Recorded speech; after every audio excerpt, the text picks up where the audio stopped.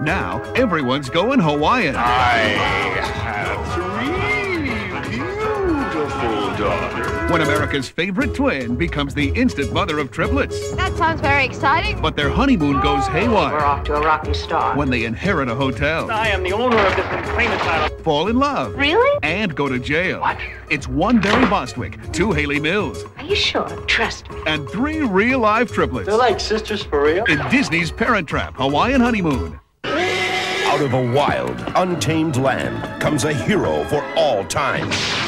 Never draw a sword unless you mean to use it. Your Calde's taste in art is truly deplorable.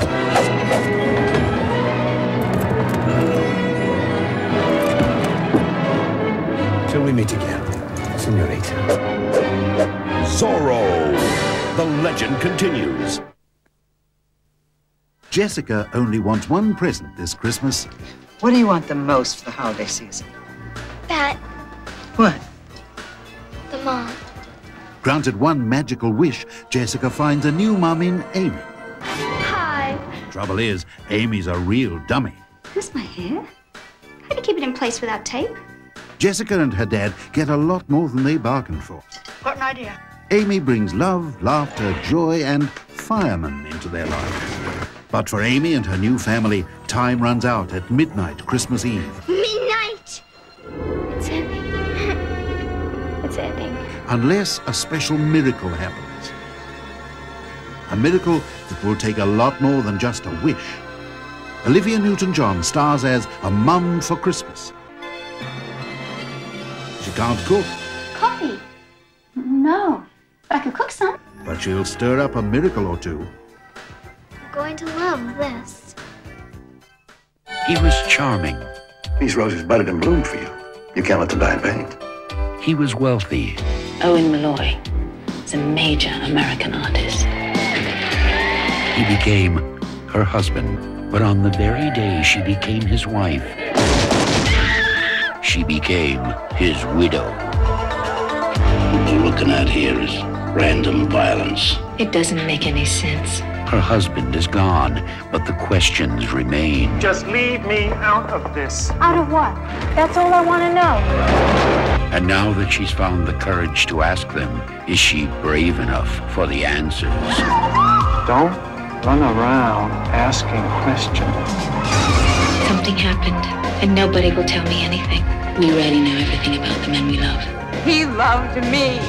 People lie, or they evade, or they won't talk, or they don't give a damn. I want you to believe that something happened to Owen. In my opinion, someone was forging artifacts, doing it very well indeed. Do you realize what's at stake here? David Soul, Susan Lucci, The Bride in Black, a thriller about the fine art of murder.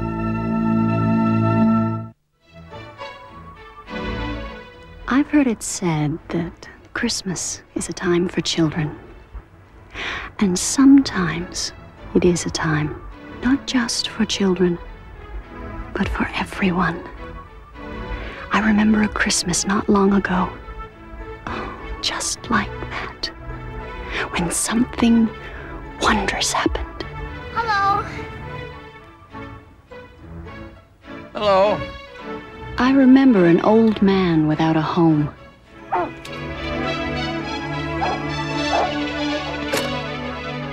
And a son without a father. You know, you'd think that old creep would have at least given it a break for Christmas. Maybe Christmas is the problem. And I remember, too, a little girl who wanted just one thing for Christmas. I think we should adopt a grandpa, don't you? Hey! Hey! Hey! Yay, my dad's going to get me a grandpa! This is the guy that ripped me off. It's Albert! He's the one I wanted! Barb, who's gonna make good on the damage? He can work it off.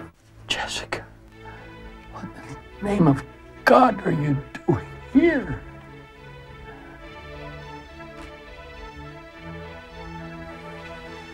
That's my mother. I can remember a time when everyone came home for Christmas.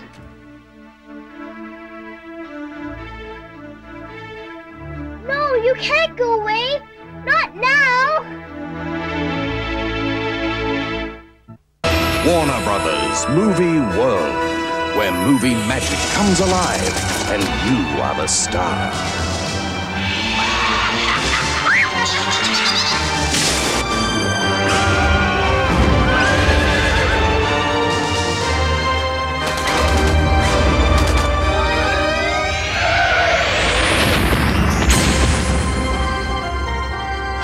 Warner Brothers Movie World, Hollywood on the Gold Coast.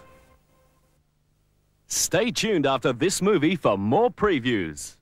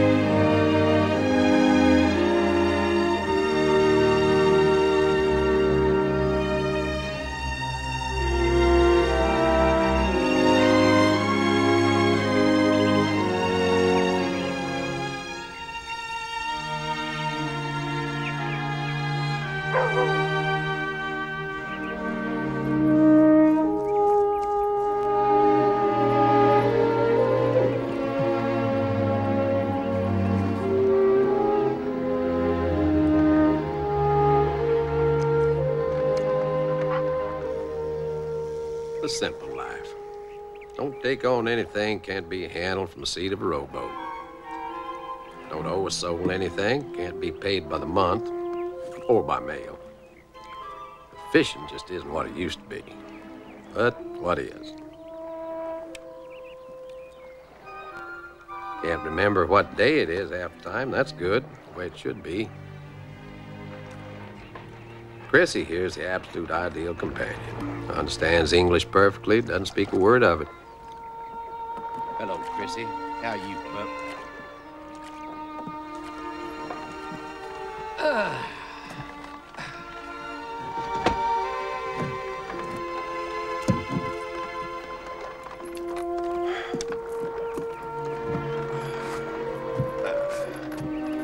Oh, Chrissy girl. Long day, huh?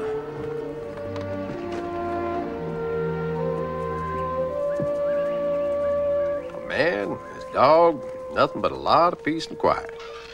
Almost. My, nothing like a day alone with nature to put a smile on a man's heart, now is there? I thought you'd be gone. You hoped I'd be gone. I cooked you some supper. It's on low in the oven. Wish you wouldn't do that, Rowena. That a fact. Puts a hex on the fishing. Your cooking casts a spell over the entire lake. It's not my cooking. A lawyer coming to your court with a spiel like that, Albert City, you would have him checked for lunacy. Is that a fact? You just give off a mean aura lately. Fish can tell a mile away. Yeah, I wish I had time to hear more of this. You've gone from being no nonsense to being nasty. Can't argue with him. Ever since Victoria passed on and you quit the bench. Well, Victoria didn't pass on. She died. And I didn't quit the bench. I retired. Most men 58 are just getting the steam up. I call it quitting. You call it what you want.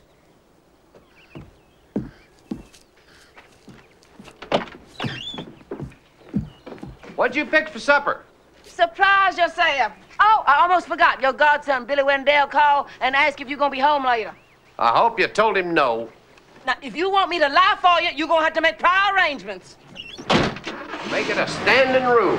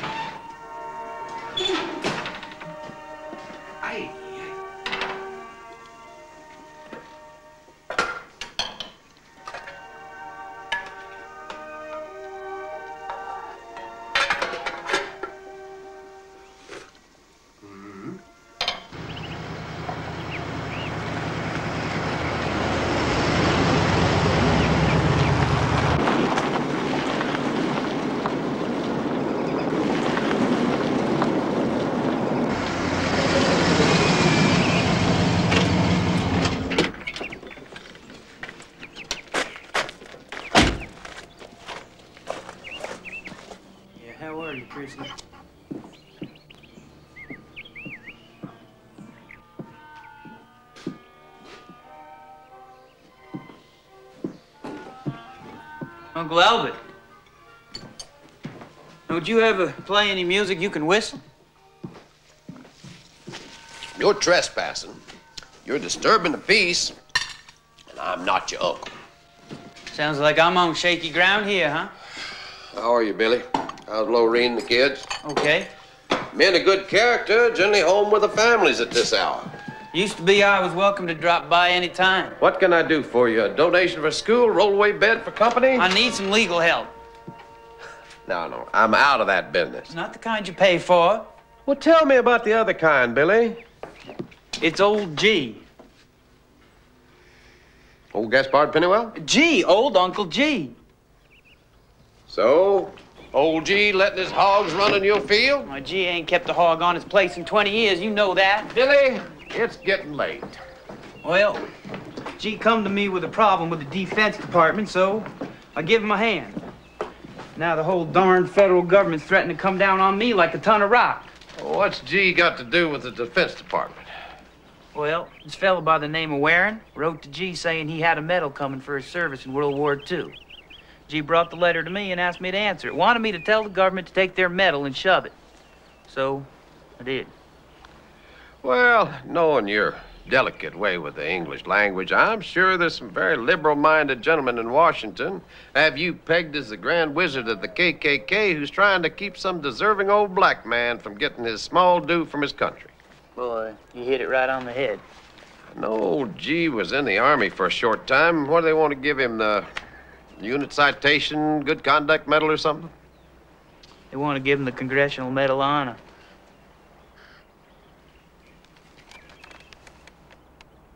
Medal of Honor? Yeah.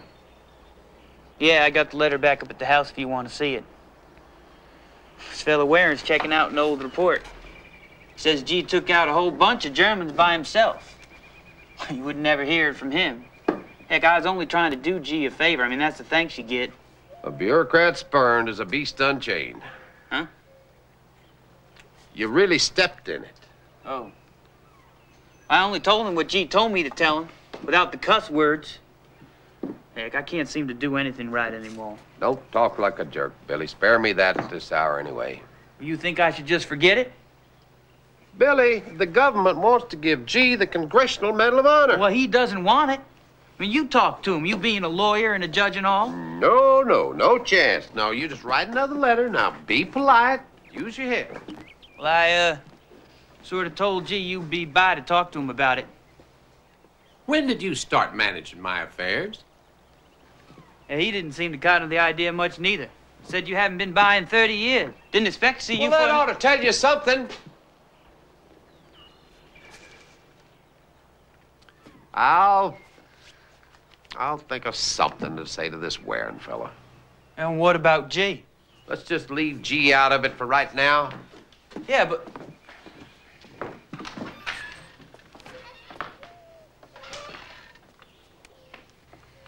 What, Billy?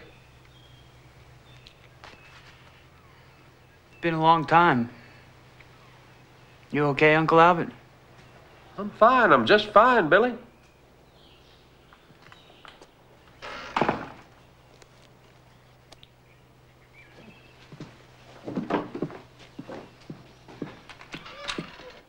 Good night, Billy.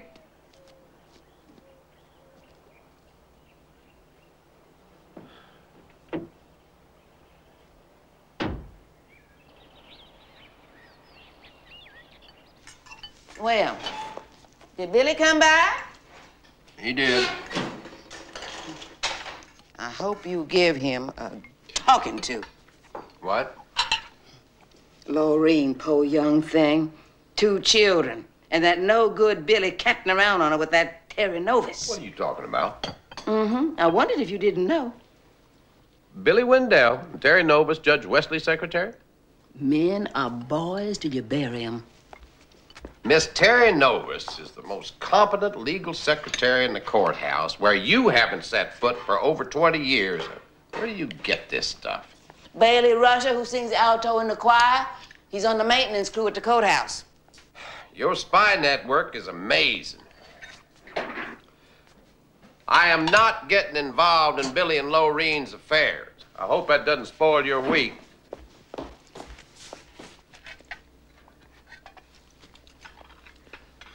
Rowena,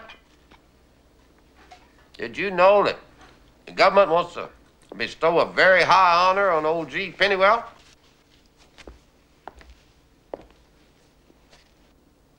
You didn't know that, did you? All I know is that you and Billy's daddy, Will D., rest his soul, were real thick with G when you were tads. Making blood packs, tromping the fields and thickets with guns, laying squirrels and pigeons, smoking and speaking vile, no doubt. Just into all manner of perversity that the male of the species is prone to.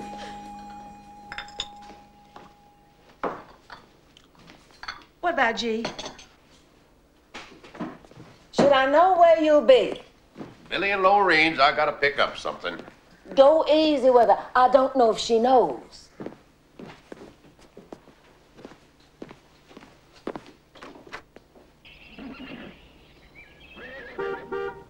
Tracy!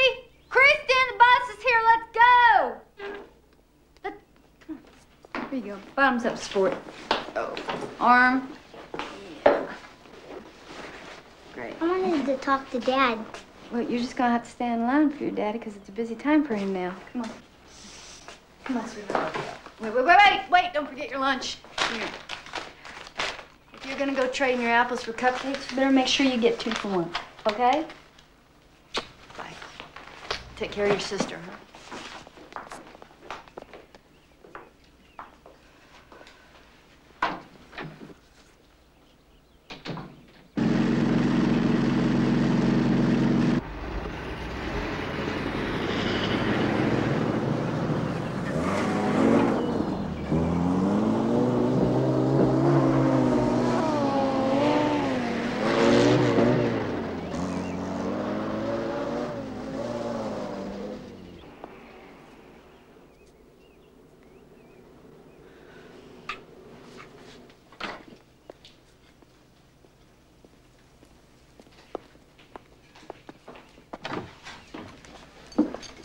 Morning, Lorraine. How are you, Uncle Albert? Fine, you? There you go. I'm okay. Ah, thank you. You will. Saw the prison bus leaving just as I arrived. They can hardly wait to get on that bus anymore. Get on out of this house.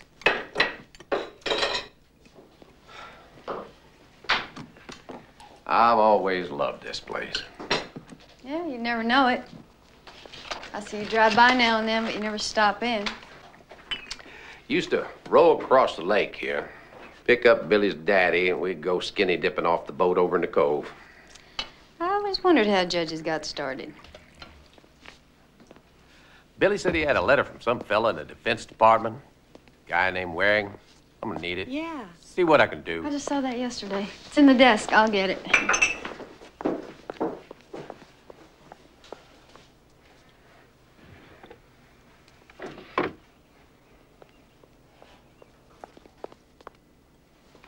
I don't understand you not wanting that medal, do you? Nope. None of my business, I suppose. He seems to think Billy's trying to interfere, but that's just not so. I know. Well, Mr. Waring, you've just made one big mistake. You provoked me. Billy said you got along better with G than anyone. Years back. So what happened? Well, nothing happened. Time passes. People change. I don't think so. I think they just get more like themselves. You were always the smart kid in class, weren't you? I faked it. G was considered part of the family years back. Truly. He knew 3 generations of Wendells. There was Billy's granddaddy, old W.D. himself. He sort of deputized G back then to, show Billy's daddy and me how to hunt and live in the woods and a few other manly things. Yeah, G took his assignment very seriously, very. He was 17, we were 12. Well, that must have been a trio to beware of. G's had his niece's little girl staying with him for the summer. Ooh, she's a pretty little thing. I've been making him some baked goods and bringing him up every week or so. But, you know, she's gonna be heading on back to school any day now, and old G's gonna be all alone again.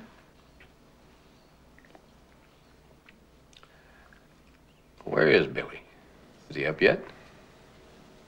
I don't know. But I'm sure when he does get up, he'll probably come on home. At least to change his clothes. Oh. Look, I don't want to know who.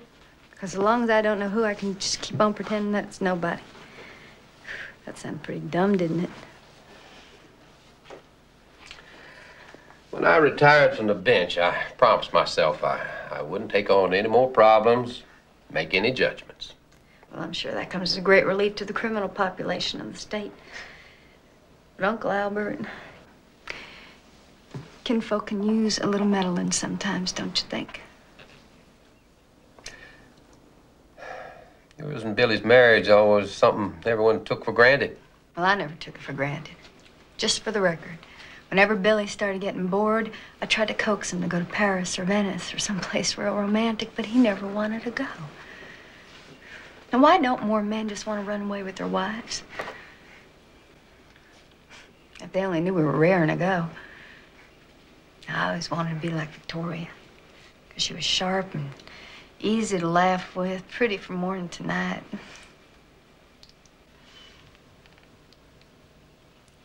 I'm sorry. If I were younger, I'd give him a whipping. No, he's doing that to himself already. Sometimes I wish he'd just act like a skunk about whatever it is he's doing, make it easier to let go. If I have to.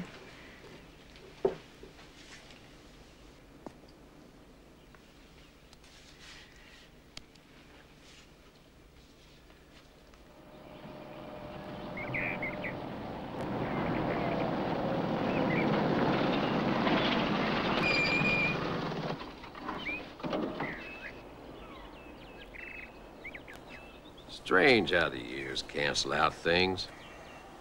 Some things. Will D's long gone. My, oh my, such days they were. Finish these cans, we'll go swimming. You gotta hit something first, Will.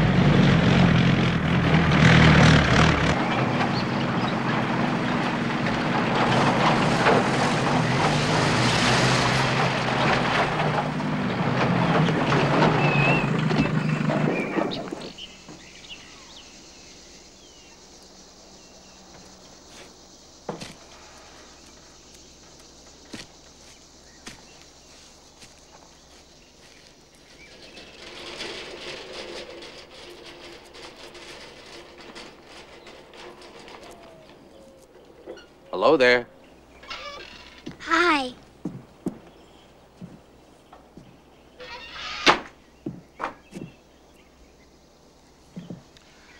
Hello, Albert Sidney. Been a long while. Richard, why don't you go on in and have your cookie? I'm saving it. Well, you go eat my cookie. You can keep saving yours. Okay.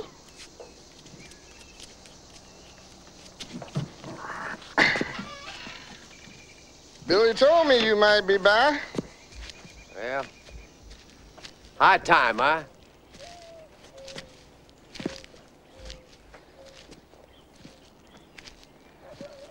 Gee, I know you have your own reasons, but wouldn't it be a lot easier all the way around if you just accepted this medal, let it go at that? Life's too short. Seems plenty long enough to me some days. You tell that government man this for me, Albert Sidney. You tell him you saw my face when I said it. I ain't killed a man in over 30 years, but he hadn't ought to try me by stepping foot on my land.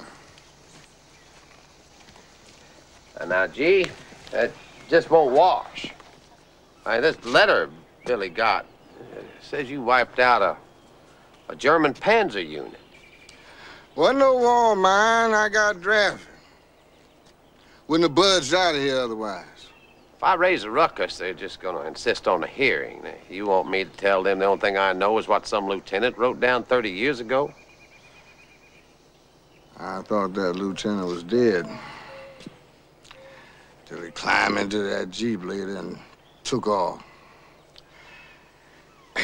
He'd have held up, I'd have gone on with him. You know I shot expert riflemen in basic training? You'd have guessed that. But they put me in the commissary duty right quick afterwards. Yes, sir. No, sir. I don't believe we got no Panatellas. How about one of these here Coronas? White men shoot, black men cook and clean up.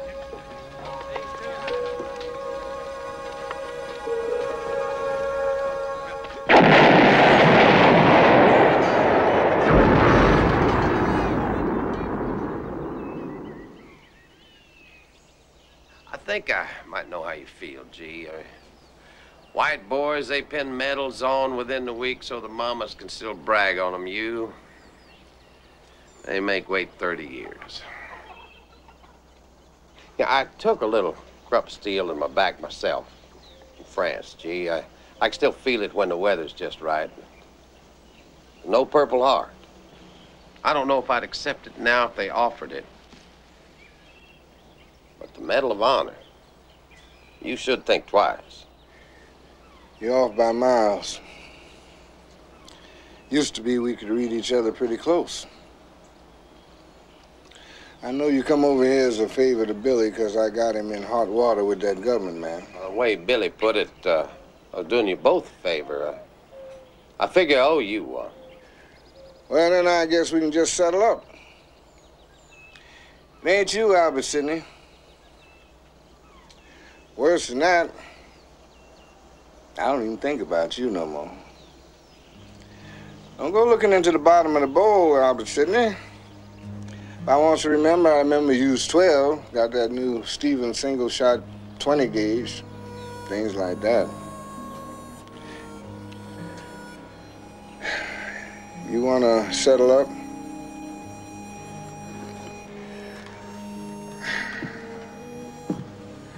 Just get this metal business done with. You know the right words. Tell them leave me alone. Everything be square then, Albert Sidney. You can just leave me be again.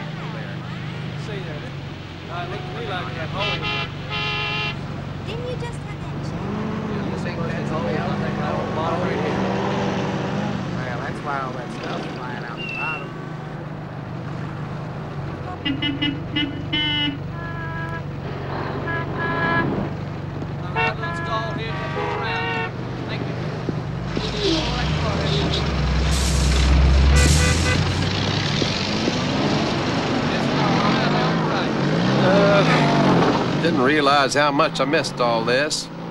Horns honking, hustle and bustle, carbon monoxide, profanity at drivers stuck in their tracks. Yeah, I really have missed all this.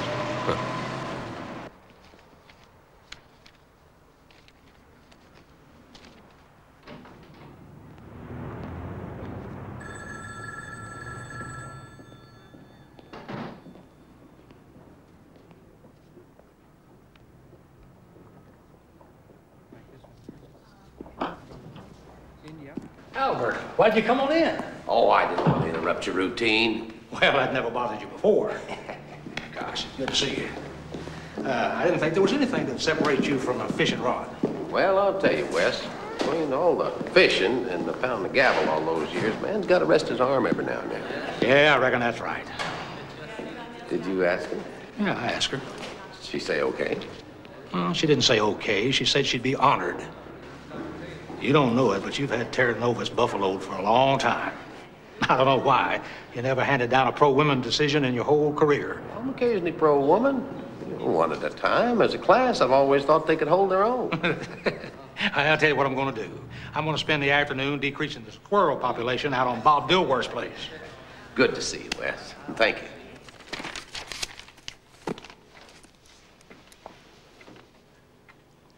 you. You say this is a petition for a restraining order, Judge Finch? Miss Novus, these are my Albert clothes. Since I'm no longer a man of the cloth, I wonder if I might call you Terry, just for the afternoon anyway. May I take that to mean I may relax during dictation? By all means. A petition for a restraining order and permanent injunction to the U.S. District Court, Northern District, the state of Georgia. Pennywell versus the U.S. of A. So far, so good. So far, very exciting. Let's go. Paragraph. The usual opening. Paragraph. The greatest privacy of all is not of a man's lands or his home, but his heart. And it is this sanctuary we beg the court to declare off limits to the government and its agents. The federal agency, which now seeks to publicly invade the petitioner's privacy, for more than 30 years now has either willfully or by clerical oversight decided... Excuse me. I wonder if you might want to use a different word than oversight. It can also mean watchful care, close supervision. Dalton Briggs almost lost a class action suit last year because that word can mean exactly opposite things. You're right, you're right. Make it official indifference. Yes.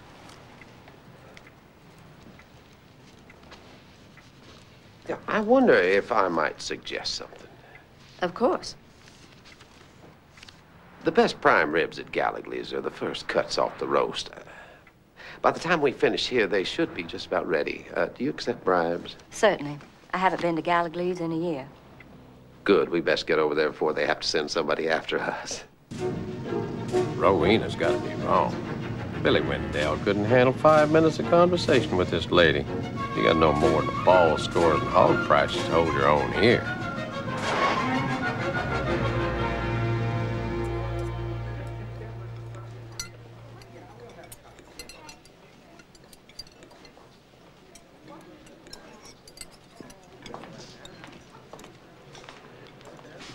I miss your being on the bench. I used to enjoy reading your opinions. Come on now, the prime rib isn't that good. No, I mean it. They always seem to go beyond the case. Like Levis versus Snow. I could just see that lady, old Mrs. Snow, about to lose everything, and you said... We have here no contract. Whatever appearances might suggest... The conscience of the court shall not suffer manifest self-interest to make use of the instruments of justice to work injustice. Have you ever thought about studying for the law? No. I thought about studying for the opera. The opera? Mm-hmm. I was a music and voice major at Emory University. When my father got sick, I quit to care for him. After he died, I went to business school instead. Traded Mozart for shorthand. Seems hardly a fair exchange. Oh, I don't know. I've had a good life. With few complaints. I don't think Mozart had an in with the maitre d' at Gallagher's. I can't help but think of that Mr. Pennywell. That poor old man. Oh, G? No, G may seem old, but he's not poor, not in any sense of the word. No, he has his land. He hires a couple of boys off of Billy Wendell's place. He farms a little. No, he's all right. Billy Wendell? Yeah. G was foreman once for Billy's granddaddy. Now, Billy's daddy, Will D., now, he and I used to be very close friends with G. A long time ago. Very best of friends. Billy and Laureen, they keep an eye on G. They're good people. No, G, he's not poor. He's all right. Well, with friends like you, I'm sure he's going to do just fine. I hope I haven't kept you from anything tonight. Not at all.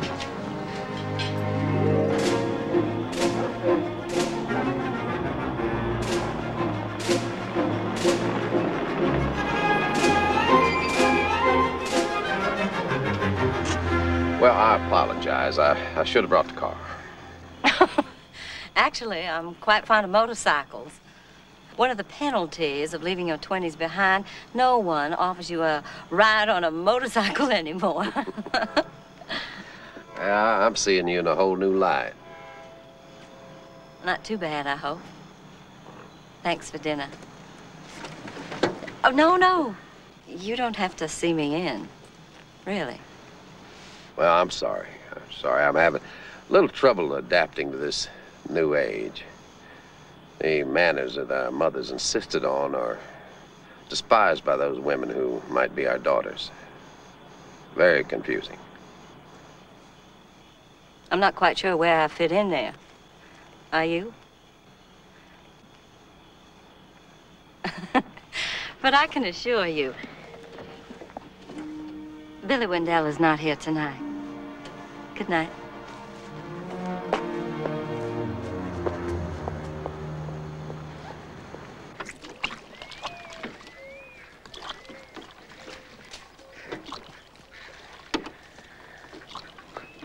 My, isn't this a proud day? Friends' lives all in a mess, and Albert Sidney's going fishing. I filed a petition, that's all I can do. Well, you really got to the bottom of it, didn't you?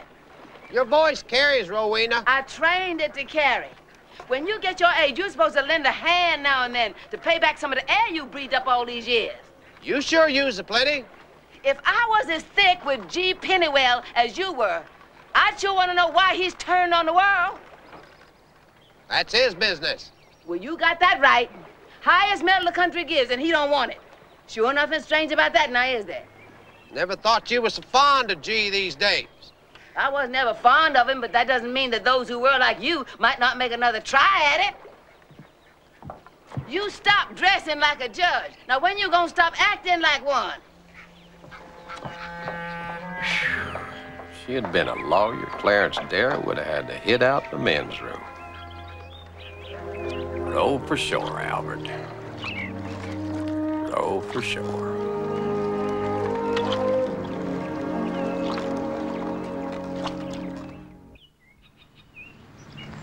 It was my pleasure, really, Judge Ben. Hope I didn't interfere with any of your regular work. Oh, no matter. I take great pride in being overworked. Finch.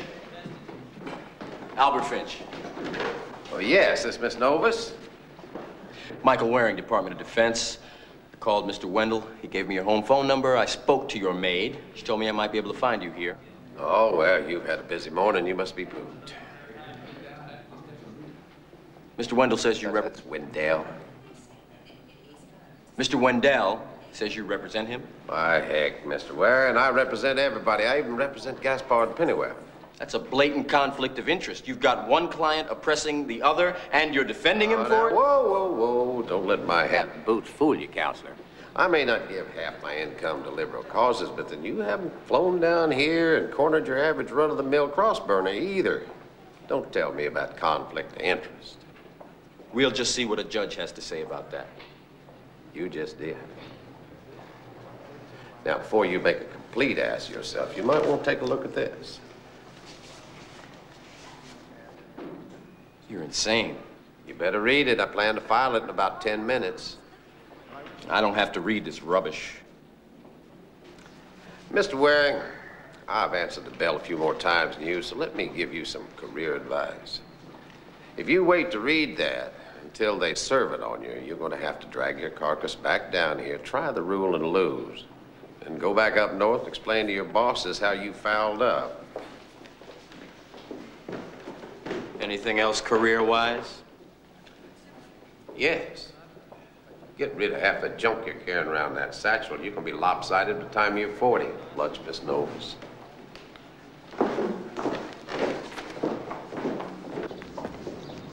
I'm glad I'm out of it. I'd hardly say you're out of it. I think Mr. Waring sort of got the old juices flowing again. I don't like the way his mind works. He comes charging down here looking for revenge for something that never happened to him. Something has happened to all of us. He's not going to add old G to his trophy case. No. I mean about Billy and me. Why, now, about that, anything between you and Billy Wendell is out of my jurisdiction. I should have been suspicious. When you brought me a typing job that could have been done by any steno in any law office in town. No, not just any steno in any law office in town, kiddo. We got a good petition out of it. I've been thinking, while I was typing it, you might want to hold off filing it for a few days. A retreat? What kind of strategy is that? Just till this activist from Washington has a chance to think it over. Mightn't the publicity and ruckus this could cause be harder on that old friend of yours than anything you're trying to save him from? Anyway, think about it. I have to go. Thanks for the lunch offer, but I have to finish these first.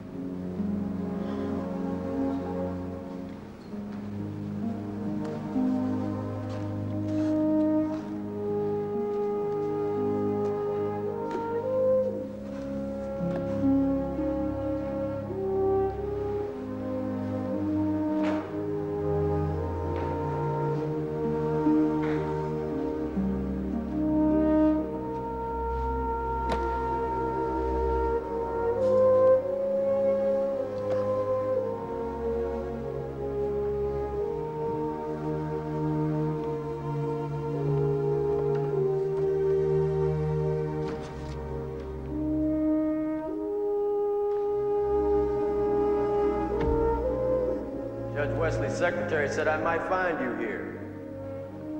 Oh? Said your Jeep was still parked outside. Did you read it? Yes, I read it. Good. I'll be happy to drive you to the airport. We've got to think about this, Judge Finch. No, I don't. You do. You're the one came charging down here, threatening one of my clients to pester my other client into accepting some piece of tin you bound determined to force on him. The Medal of Honor is not some piece of tin. Yes, you're right. I'm sorry. I shouldn't have said that. But G doesn't want it.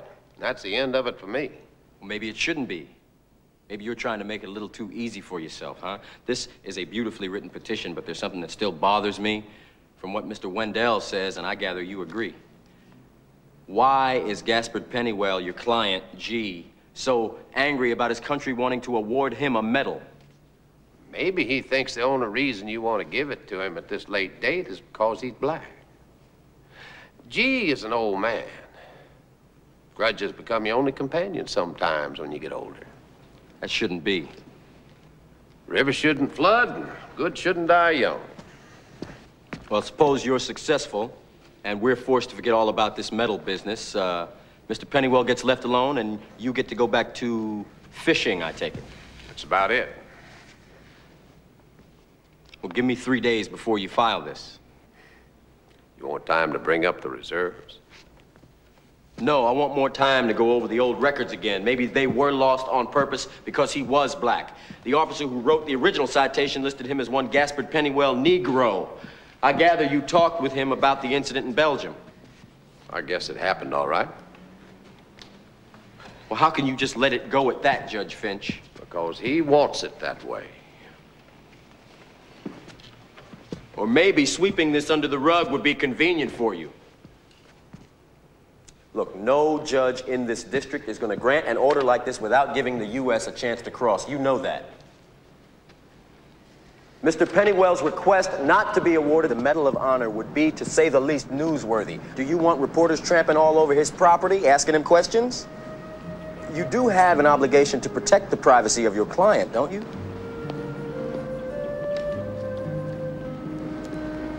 "3 days. I give you 3 days to come up with some better arguments. I want to see a white flag."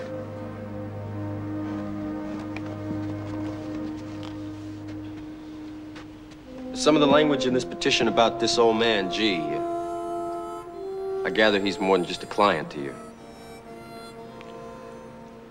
He was a goodly part of my growing up.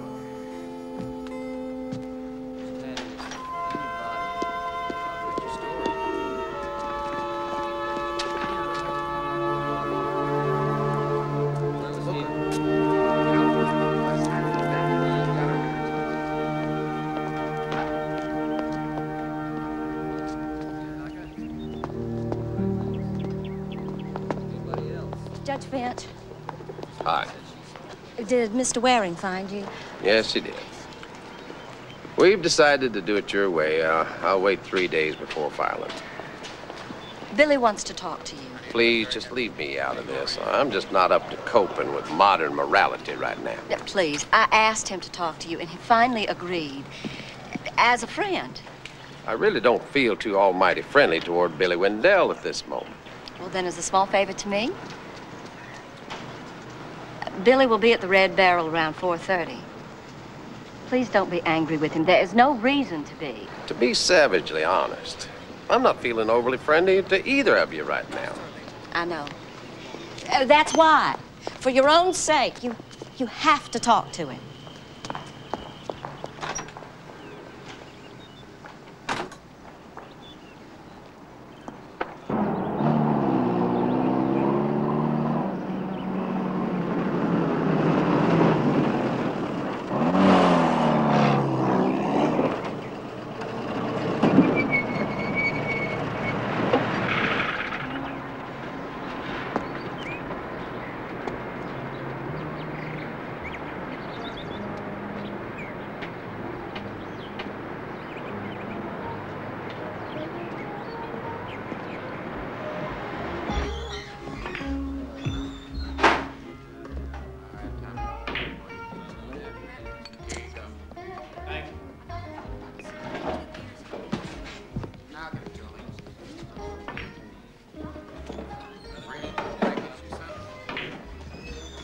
Sure wearing fella's black, huh? No wonder he sounded like I was something somebody lugged back from a landfill. Well, that appraisal of you is gaining popularity, Billy. Well, you're off the hook. I've written a petition. What is it you want to talk to me about? Okay. Let me tell you what I want to talk to you about. Billy, you got one of the choicest wives in the South, or anywhere else for that matter. You got 2 great kids and fortunate to favor their mother. You think I don't know all that, Uncle Albert? Well, fine. When you inventory the stock on your place this year, look in the mirror and list 1 extra jackass. Why don't you go home to them? I can't. I'm bound to wind up telling it if I do. I don't think Lorene wants all the details, Billy. She just wants to know if she's got something to hang on to. I can't talk to her. I can't. Fine. I can't. Fine. Tom, you gonna have another one there? Ah, to hell with it, Billy. Uncle Albert, don't go.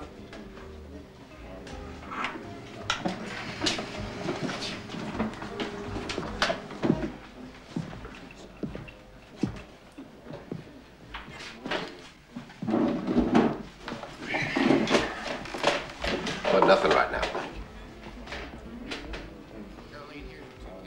Do whatever you want. I will. I'll go home. But I can't tell her. It'll wreck her. She lived through it. That's a funny thing to say, ain't it? You're testing me, Billy. She told you, didn't she? Terry told you. Told me what? No, it's all right. She said it was up to me, but she told you, and I'm glad. If you can stand it, I reckon Laureen can, too.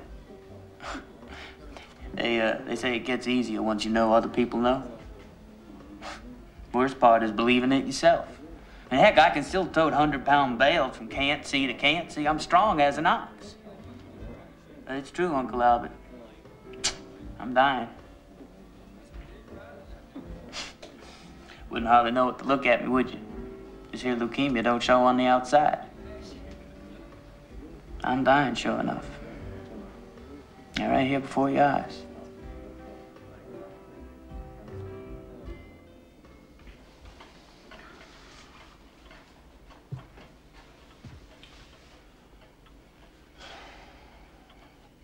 You've got to tell Laureen, Billy. Ain't that going to be the final straw now, though? I never did deserve her from the start. Come on now. Ah, you know it, Uncle Albert. Say it if you want. I'm as dumb as cow tracks. I can run 4,000 acres of farm, but you watch hands doing it for 20 years growing up. What's the trick, huh? Heck. Most of them boys that was standing in line for her, and they all got big jobs with banks and oil companies now. You know, gator shoes to match your briefcase. Getting on airplanes all the time to go here and there. You know, I'm all right around here, Uncle Albert. I mean, driving the dirt roads close to home. I get out on the blacktop and I can feel it getting away from me. Man, I turn onto one of them concrete interstates and I completely disconnect. Laureen used to talk about going to New York or Paris. Shoot, she may as well be talking about Venus or Pluto. How am I gonna tell the prettiest girl in the county that she's married to a fellow scared to go anywhere where he can't be home but dark? And now this. When the doctors first told me, I said, now that does it. I mean, how am I gonna tell her this? I'm sorry, honey, but after 12 years of mispronouncing words and being a general disappointment, I think I'm gonna die on you this year. Sorry.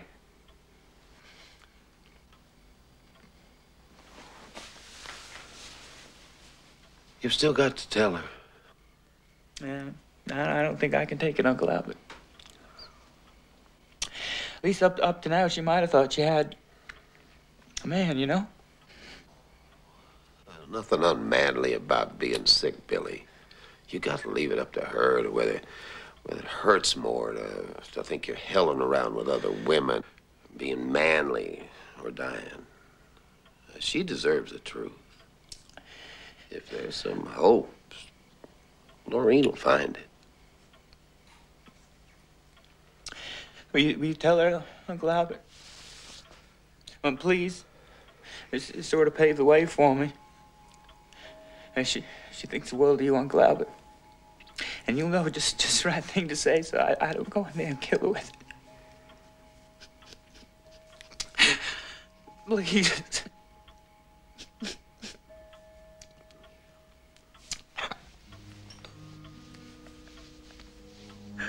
Oh, God, I'm tired.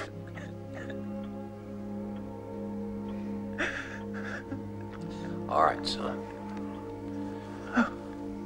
We'll get you some sleep. It's already tomorrow.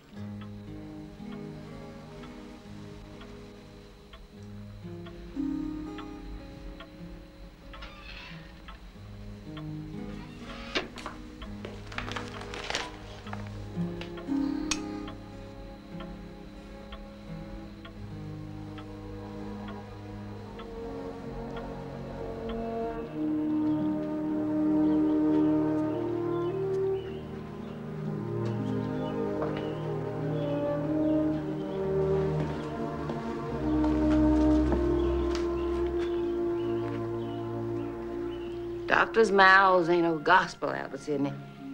We got a man at Free Will Church who was told he had to die June 1947. And he's still singing hymns. You remember Helen Lane? She's a nurse down at that clinic where Billy goes. Well, she only told me yesterday, because I was close to the family and maybe they was gonna have a need. Rowena, why do people keep going out of turn like this? No guarantee what a lifetime should be now, is there? Whether baby goes or 100-year-old man. Both of them had a lifetime in their own way. Now, every time you put on that old bomber jacket that Will D left behind during the war, I wonder if you do it to...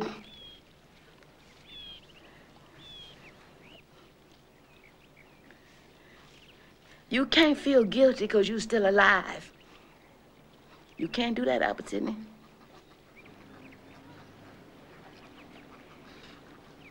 I smell coffee and biscuits. Well, breakfast is almost ready. You fixing to go over to Lorene's and tell her the news? I told Billy I would. Well, maybe you could tell her that she and Billy ought to go off someplace, take some time. Tell her I'll look after the little ones for her. They'll mind me. Now, make sure you put that in her mind when you go see her. Where do you find the time? I'll steal some from you. In my hour of need? Oh, you're more just lonesome than needy. Come on now. Lord, you notice how early it's getting cold? Didn't used to. When I was a chick, we swum in the lake till November. Yeah, why is it? When we get older, we think it's the weather that's changed.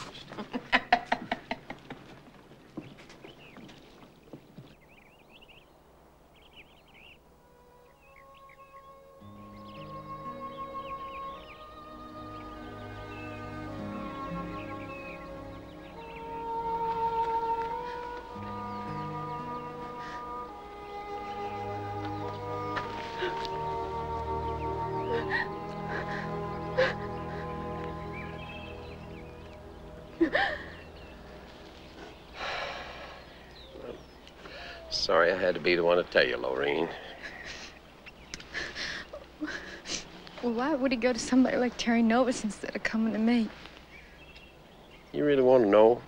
I'm not sure. Billy never thought he measured up, really. He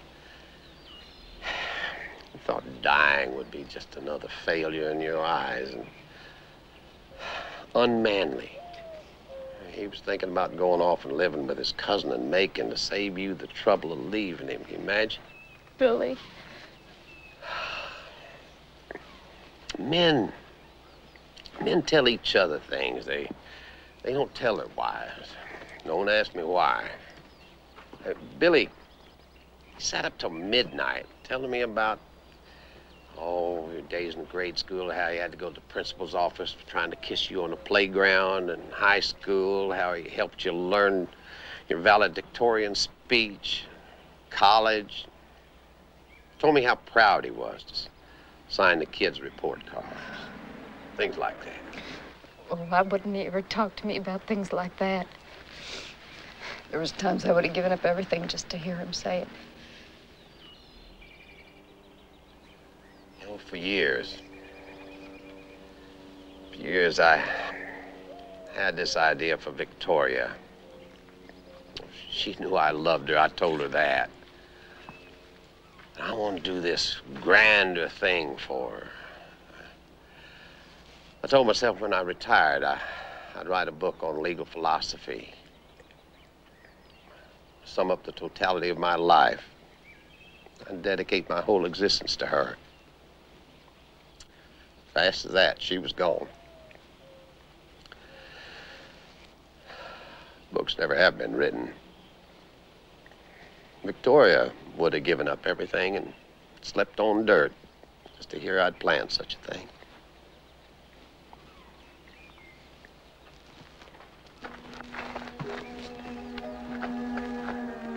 Take my word for it, Lorene.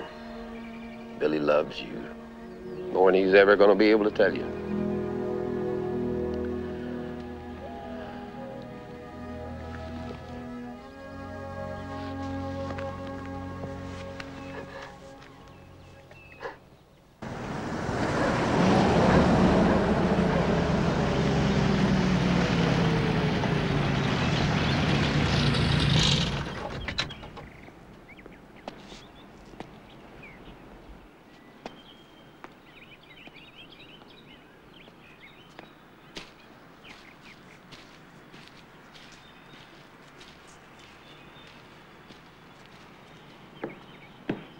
She's not there.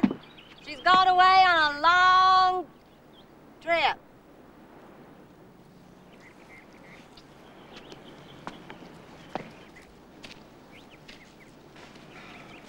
I talked to Billy. He asked me to tell Lorene, so I did that. How is she? She took it.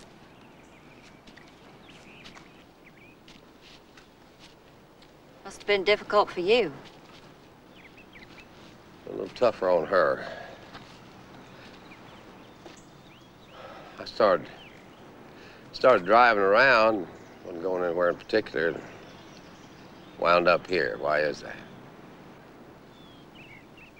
Migratory instinct, maybe? No.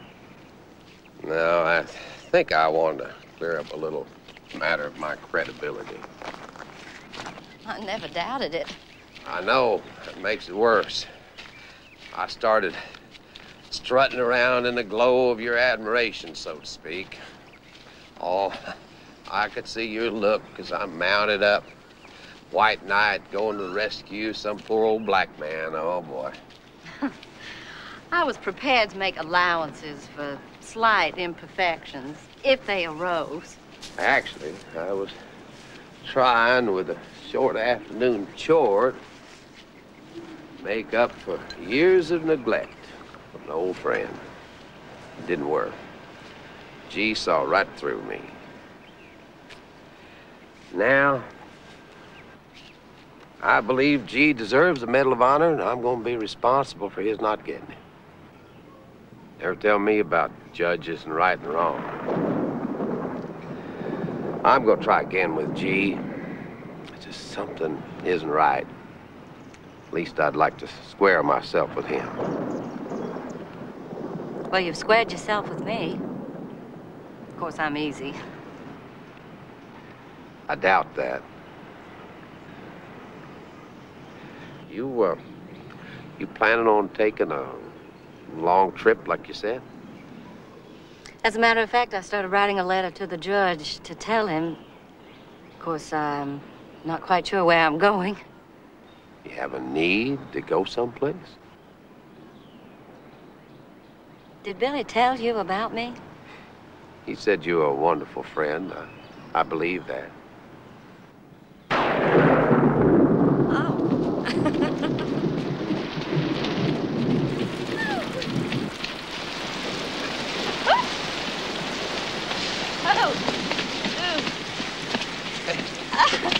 Aren't you glad you washed your car?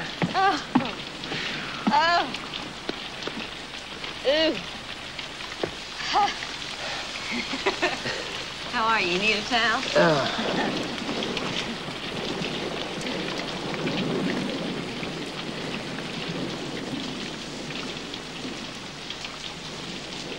Do you know where I met Billy Wendell? Well, does it matter?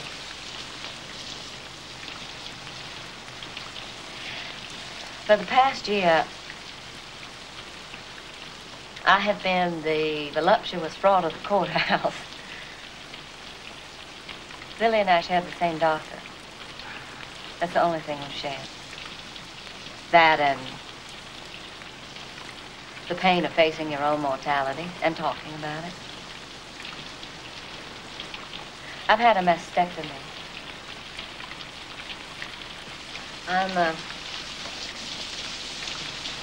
I'm only half the woman that everybody used to look at, right?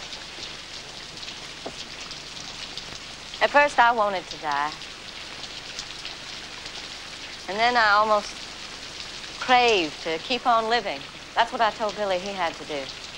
We'd talk for hours.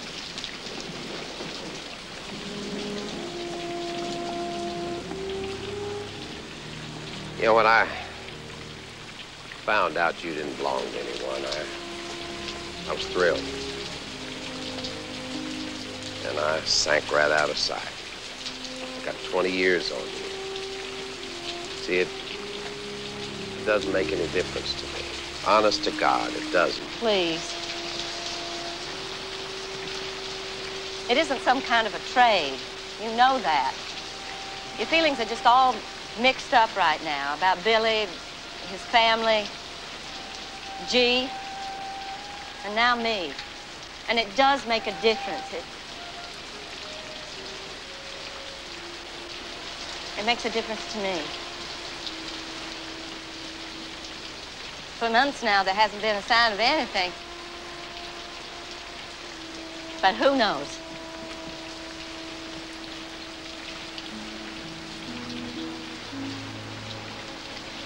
Today, I could live forever. When you walked up here, I was 16. I had to be careful you wouldn't hear me breathing. How about that?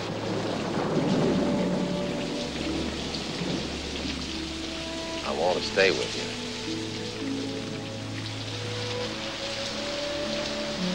If there could be anyone, it would be you. Oh, thought about it.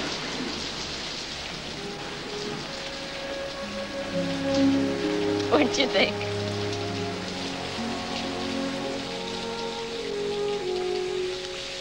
I'll be back.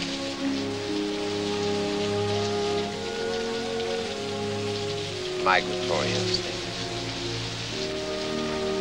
The wonders of nature.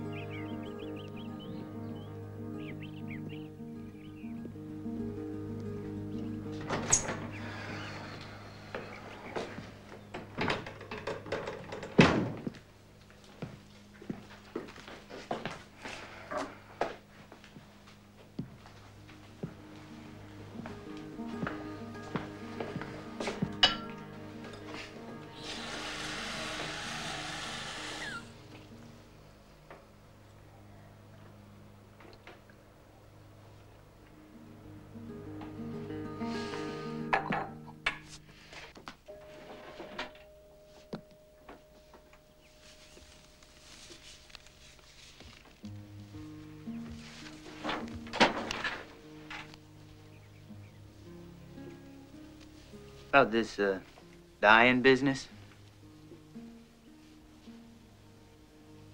I'm not real sure whether I'm gonna live or die. But, I'm gonna need your help. Either way.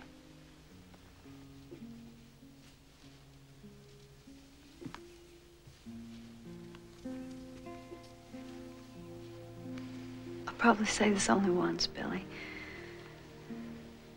So I want you to sit down, listen real close.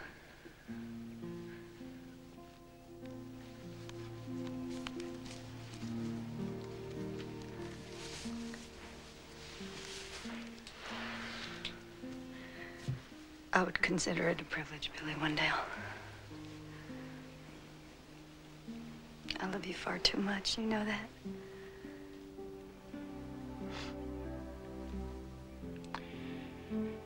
You know what my trouble is, don't you?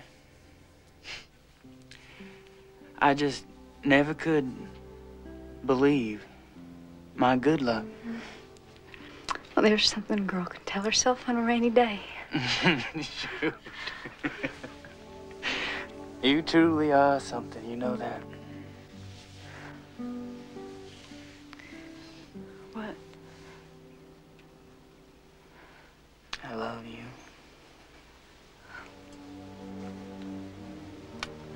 There you go.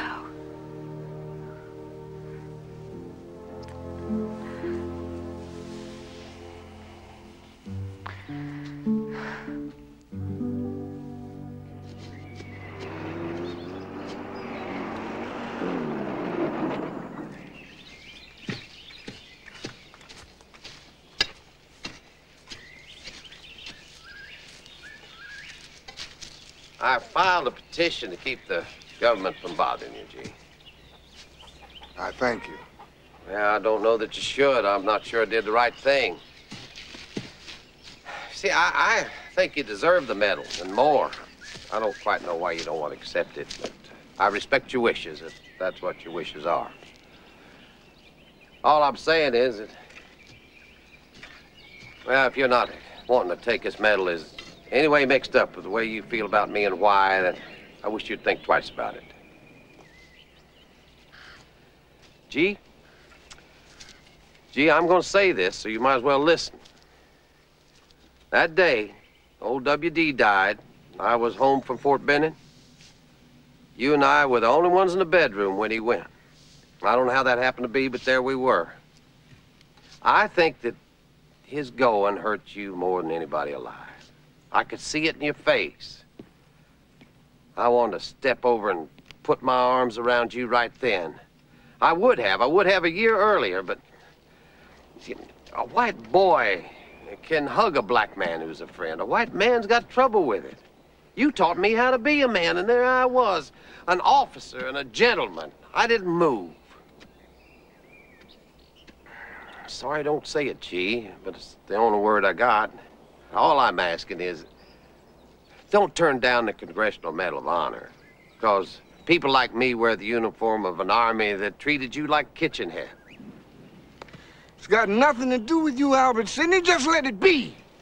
Well, I'm not going to leave it be, G. What is it? Careful, Albert Sidney, careful. All that citation says was that you got shot in the leg. That's enough now. A shot in the leg wouldn't slow you down. You're tough as cypress. Ah, you see? You see? You can hardly stand. Now, what happened? Something happened you're not telling. What is it? Talk to me, G.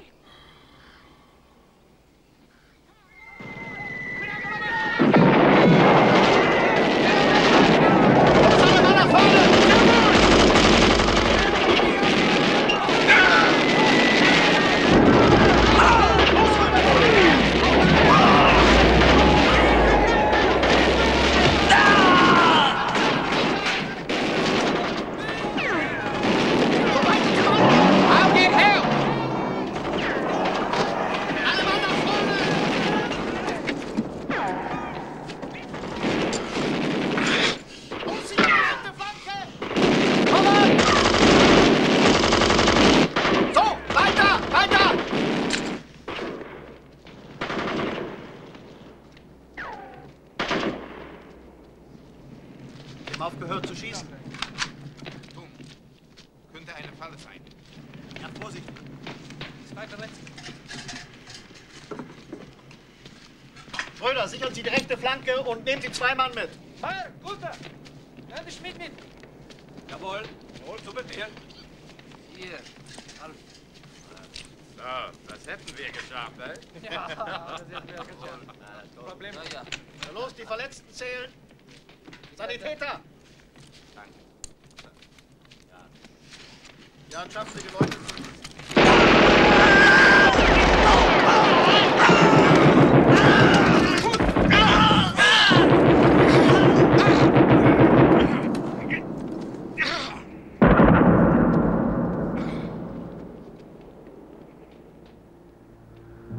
I don't know how long I was sitting in that old half-track. For that lieutenant to come back. Freezing. And I hears this Jeep coming. I figure it's him, like you say, with medics and all. Almost didn't see me. I give him a wave. You made all this? Just you? Wasn't nobody else. I need help, Lieutenant. Yes. Yes, of course. Here's your help, nigger. You want to see? Take a look, you won't see. You got the stomach for it. One little hole down on the leg, that's all. The Germans did that. This here is what you get when you empty a full Tommy gun on a man. Pretty, ain't it? This wasn't done by no Germans. This was done by a pretty, smiling, blonde American lieutenant.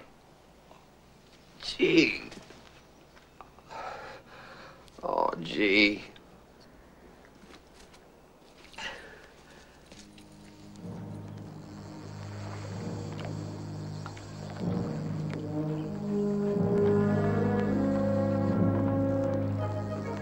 You made all this.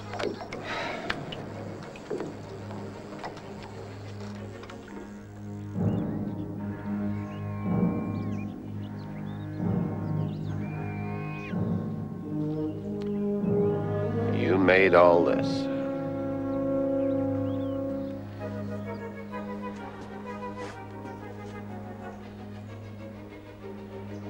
You made all this.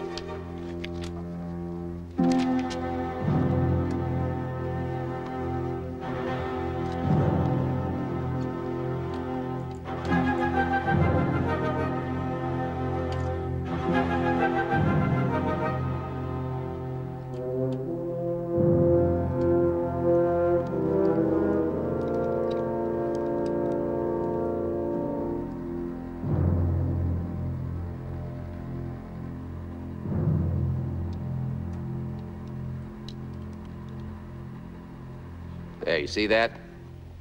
Otto Scorzini, Lieutenant Colonel, SS. He's the one who led the paratroopers to free Mussolini. He was hand-picked to put together this special unit of SS troops in Belgium. All of them were able to speak fluent English? Well, you see, that's what put me on to it. There's English, and then there's English. But there's no American that I know of from any part of the country who would say, you made all this.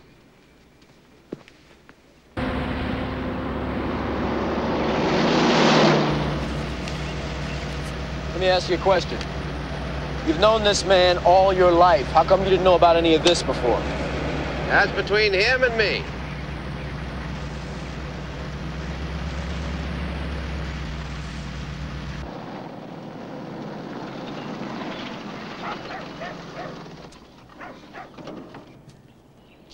Whoa.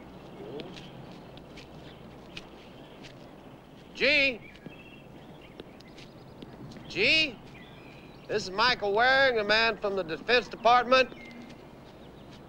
I apologize for encouraging him to step on your land, but we discovered something I think you ought to know. Way up and sitting there. Gee, I was just a young boy when you taught me things often are not what they first appear to be. So please, would you look at this a minute? Just for a minute. I think you'll see what we mean. Gee, in the winter of '44, around Christmas, A bunch of German SS troops. They set out to infiltrate American positions and tie up with von Rundstedt's offensive. Gee, they were wearing American uniforms. Some of them posing as MPs, going around giving fake orders, wrong directions, shooting up scattered troops before they get back to their units. See, we think that a jeep load of Germans rode into your camp looking for any sign of life. You waved to them. Then the lieutenant said, you made all this, not you did all this, or not even you killed all these.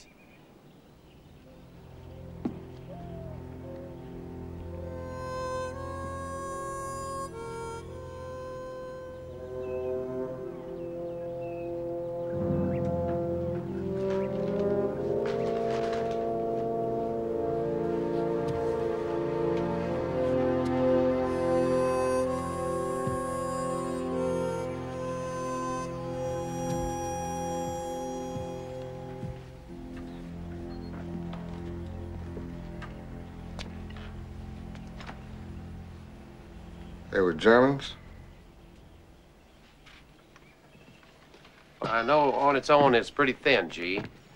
But taken with the rest of it, it's probably true. Now, not that it's going to help you walk any better, but I think it's almost certain you were shot by a German, not an American.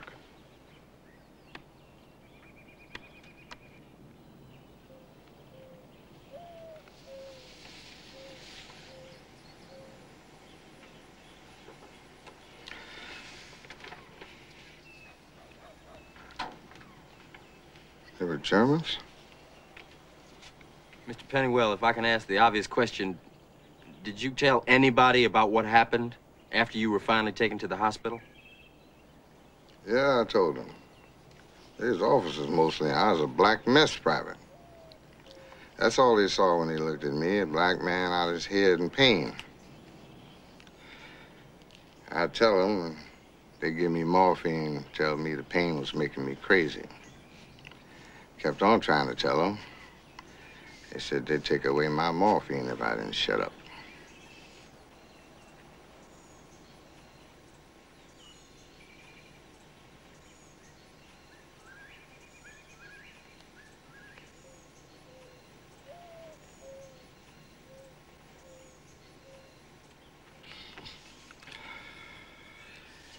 It was a German. If you don't mind, Mr. Pennywell, I'd like to stay in touch with you. I'll let you know when you can come up to Washington for the presentation by the president. Oh, I ain't going to Washington. All this still don't make no difference.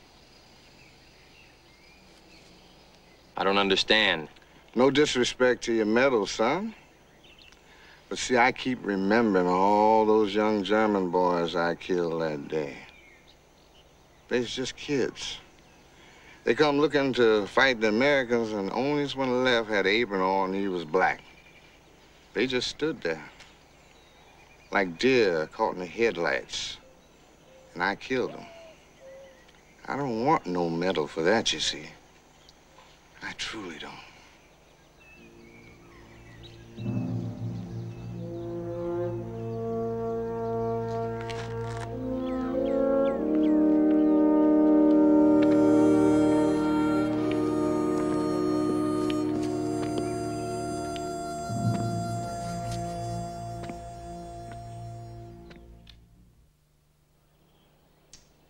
Sorry if I seemed a little one-dimensional about all this.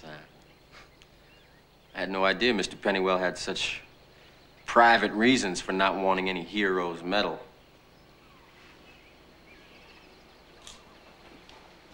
Oh, by the way, my other client, who you were getting official with, Billy Wendell, he's fighting leukemia. I wish you could drop him a note from Washington saying that the government's sorry they bothered him and wishes him a speedy recovery. You think you could do that? I'll do that. I tell you what I've been thinking. The least I can do is arrange for Mr. Pennywell to receive the Purple Heart. I'm sure he'd appreciate that. Me, I gotta figure out some way to patch up a lifetime. You really love that old man, don't you? Yeah. But you shouldn't make too much of that. Despite what's come between, we're pieces of one another. We're part of everything here.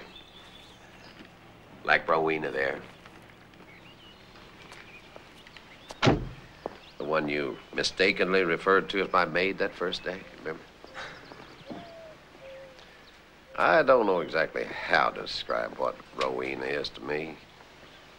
She's been wise to my foibles, me only half wise to hers for more than 50 years.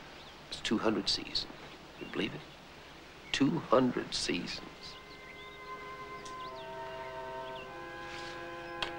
Well, you take care. Maybe I'll see you in court someday, huh? No, I'm retired. Again. I'd pity the next guy who believes that.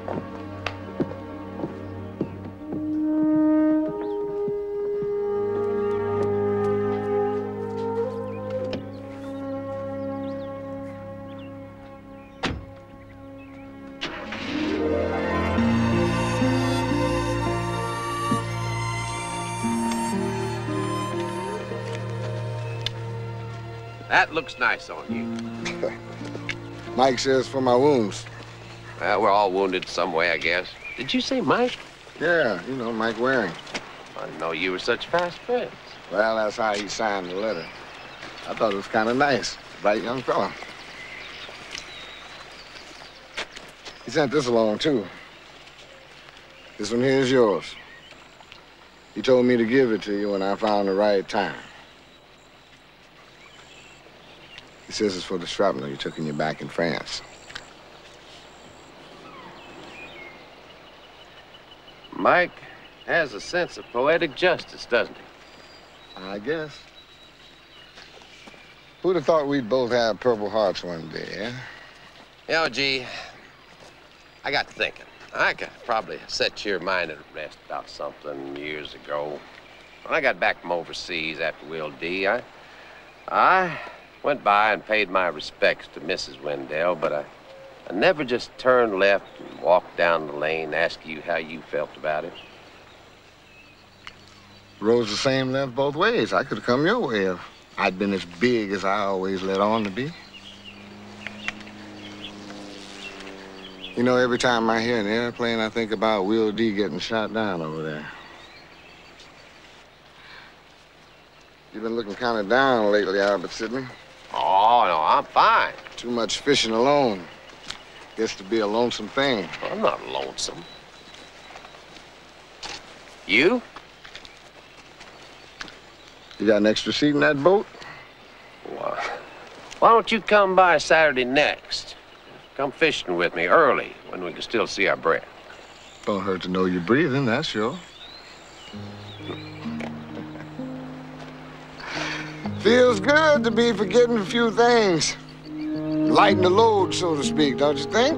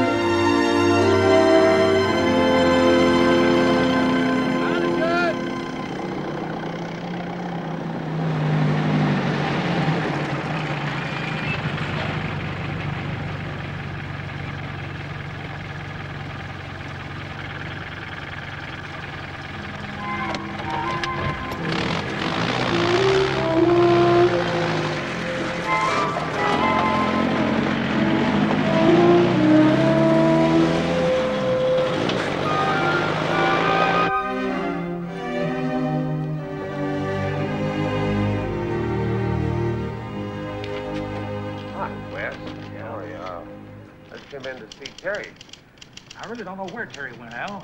She asked for leave of absence, said she'd write if it's going to be any more than that. Well... What'd you do, Al? Make her a better offer? I'd like to think so. West, you think the federal government could make me the loan of an envelope?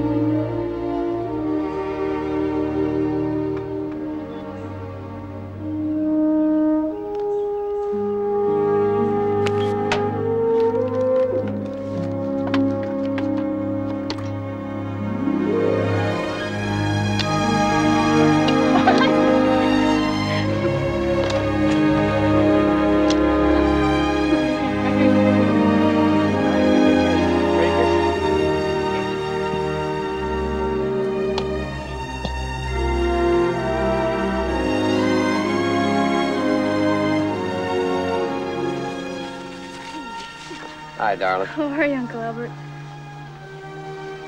Rowena was wonderful with the kids. What'd they say? So far, so good. Is that how Washington doctors talk now? So far, so good? The exact medical term is holding our own. Ah, that's great. Yeah, well, it's something. It's amazing how much more hope there is when there's two of you. How are you doing? Oh, you know, I'm holding my own. So far, so good.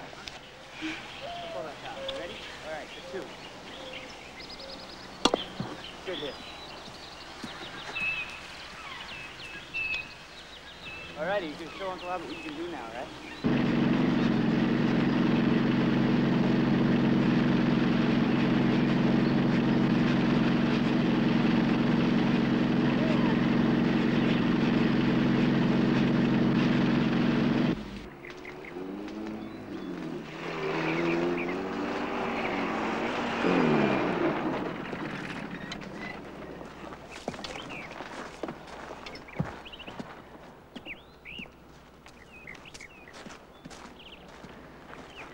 That looks familiar. Terry Novus. She came by to see you, so I let her wait by the lake. I suppose that makes it all right. Well, if it didn't, I wouldn't have. Now, I don't intend to breathe my last washing out your socks and doing your dishes, Albert Sidney. There's a limit, you know. No, I expect you'll go singing hymn number 292 at the Free Will Church, all 6 verses. Don't mock. That would suit me just fine. I'm not mocking. I meant it as a compliment, truly.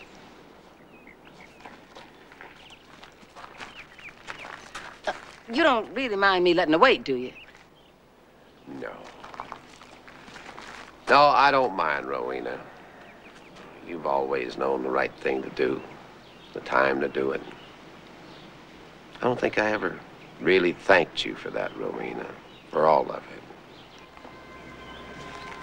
it. Sure you have. You just don't remember.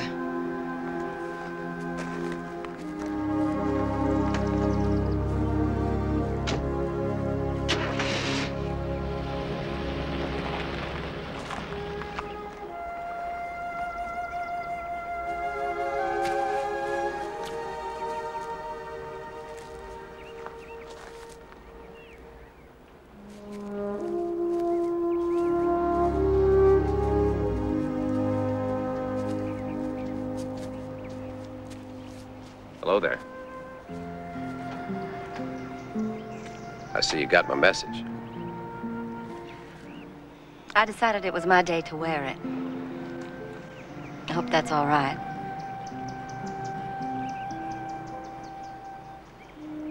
You get more beautiful by the day. I don't know how long I'm going to be able to stand this. Well, mister, we're gonna find out. Okay?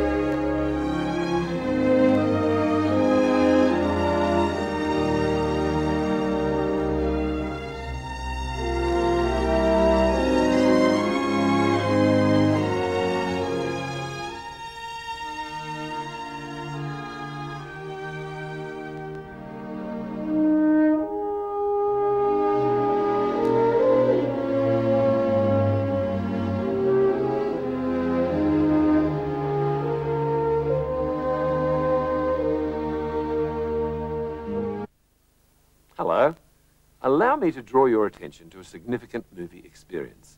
It's called M. M for mature. M is for everybody, but it's recommended for film lovers 15 and over. Why? You know, it may contain scenes which might disturb or harm younger viewers, and there could be scenes in M where you may encounter coarse language, but not if it's excessive or sexually explicit. Will there be violence in M? You may well find realistic depictions of violence, including blood and gore. And people have asked me about sex and M. Quite frankly, sexual activity or sexual intercourse may be implied or simulated. So that's M. May I make a suggestion? Do keep M in mind when choosing your next movie for the mature members of your family. I hope you enjoy M. I know I do.